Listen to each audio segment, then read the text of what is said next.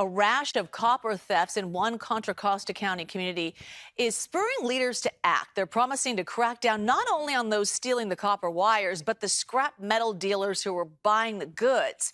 Richmond's police chief tells us the number of reported copper thefts jumped from only 20 last year to more than 200 this year. As Katie Nielsen tells us, the problem has become a huge frustration for local businesses.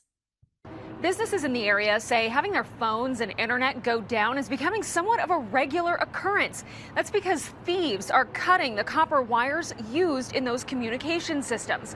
And the business owners we talked to said it's not just frustrating, but it's also hurting their bottom line. Somewhere. Is it down there still, I hope? Jay Fowler has owned this Ace Hardware store in Richmond for more than 30 years, long enough to still have a manual credit card machine. Something he's actually needed once again because of all the internet outages. It means we can't take credit cards, we can't get phone calls. You know, I'm still old-fashioned. I have the old machine still, so I can still take credit cards. And then when the internet, if it ever comes back up, I can run them through. So it does make the day a lot longer. A recent rash of copper thefts in West Contra Costa County is causing other major issues. Back in June, copper thieves cut the lines for the 911 call center in Pinole. All 911 calls were routed to the county sheriff's department for almost a week. And on August 20th, just 2 weeks ago, a man was found dead in an underground vault, suspected of being electrocuted while trying to steal copper wires. We are serious about tracking down and prosecuting those individuals who are responsible for copper theft.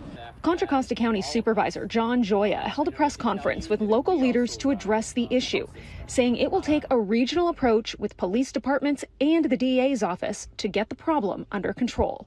You're hurting and affecting your neighbors, people that live in the community. When we don't have power and internet, we can't function as a business very well. Something Jay knows all too well. He says about 65% of his customers pay with credit cards, and many have just walked out of the store when he told them the internet was down and he couldn't run their card.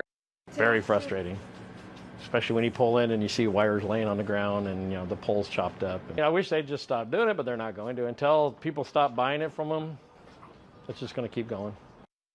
Now, the state has been trying to crack down on some of the scrap metal dealers that are buying this stolen copper. The state laws require them to collect basically a treasure trove of information on anyone coming in to sell scrap. But according to representatives from the DA's office, in some cases, that's just not happening. And those unscrupulous dealers are what's giving a market for all of this stolen copper. Today, AT&T filed a lawsuit against Alco Iron and Metal based in San Leandro. The lawsuit alleges Alco knowingly bought stolen AT&T copper wire. Company representatives say without someone to buy the stolen copper, the thieves wouldn't have any reason to steal it in the first place.